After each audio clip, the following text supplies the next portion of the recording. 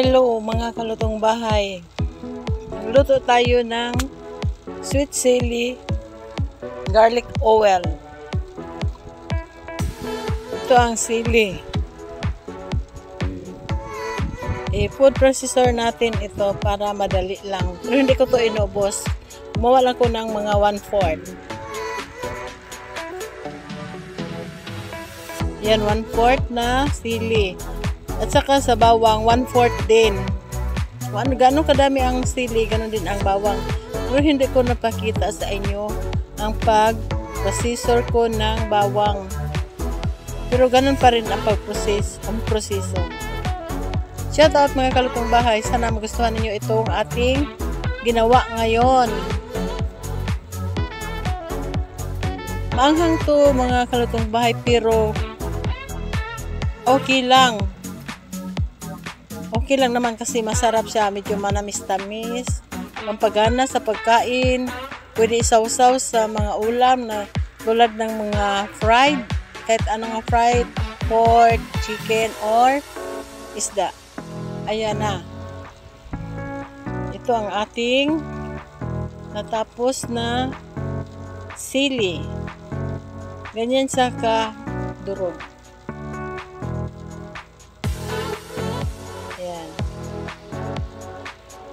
Ganon din ang paggawa sa bawang, hindi lang napakita. Ganito rin. Ayan, at naglagay ako ng mantika sa ating kawali. Mga 2 tasa yan. Kailangan ang maraming mantika kasi sweet chili garlic oil. Itong ating ginawa. Napakasarap mga kalutong bahay. Yan, at painitin lang natin ng mabuti ang ating mantika.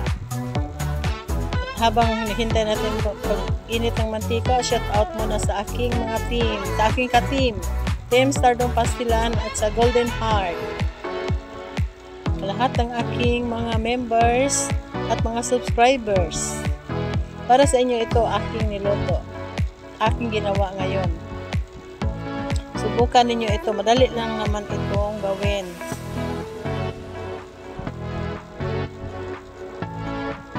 Ayan, at mainit na yung ating mantika. Ito na, ilagay natin ang sili na food processor natin. At haluin natin yan ng mabuti para hindi magdukot dyan sa ating kawali. Kailangan talaga siyang haluin mabuti. After 4 minutes yan, lagay ko na ang bawang. After 4 minutes. Ayan. Ayan na. After 4 minutes, lagay na ang bawang. Maraming bawang din. Kung gano'n siya karami sa sili, gano'n din ang bawang.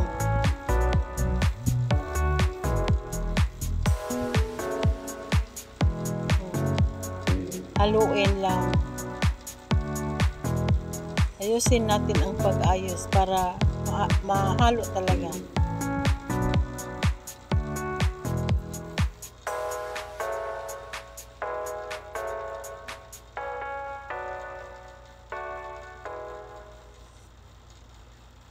Yan, lagyan ko ng 1 cup ng brown sugar. Kailangan talaga medyo dami-damihan natin ang ating sugar. Lagay ako ng oyster sauce na 1 teaspoon, asin na 1 teaspoon.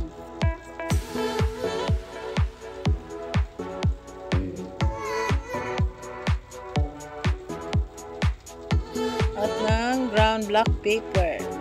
Kung gusto nyo na ng damihan, pwede. Mas masarap ang maraming ground black pepper.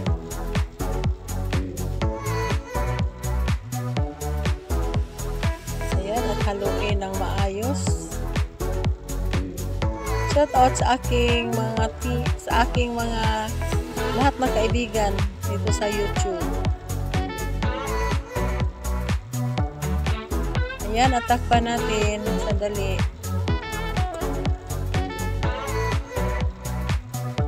Napakasarap nito mga kalugong bahay. Ayan, at ating haluin.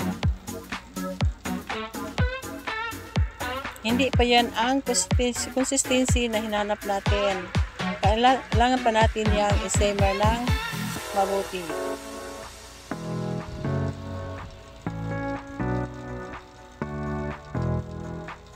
Ang bango na, ang bango-bango.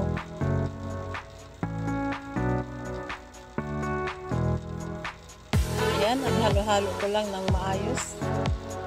At siguraduhin hindi siya dumikit doon sa ating kawali. Dumikit pala.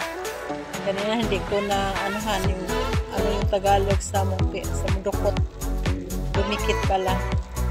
Baka dumikit, kaya ayusin natin ang pagka-halo.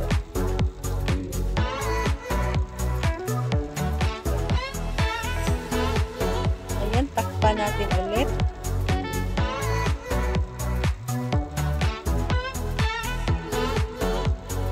Malapit na to mga kalugong bahay. Sige lang, malapit na itong consistency na hanap natin. At takpan ulit ng mga ilang minuto na lang.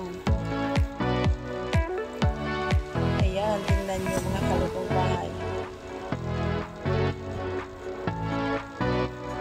Ayan, ganitong consistency ang ating hinahanap. At ito ay luto na.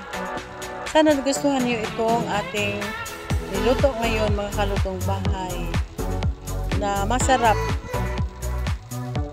Maraming salamat sa inyong panonood.